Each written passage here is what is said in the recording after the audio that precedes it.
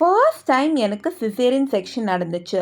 Second time எனக்கு வெஜானல் delivery நடக்குது பாசிபிளா doctor? இப்படி நிறைய பேருக்கு டவுட் இருக்கு.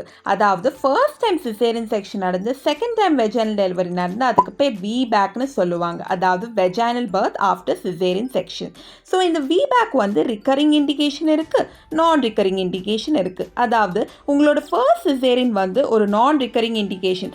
எதெல்லாம் நான் ரிக்கரிங் இண்டிகேஷன் சொல்லுவோம்? அதாவது ஃபீட்டல் டிஸ்ட்ரெஸ், பாப்பாவோட ஹார்ட் ரேட் ரொம்ப கம்மியாகவும் இருக்கலாம், ரொம்ப அதிகமாகவும் இருக்கலாம்.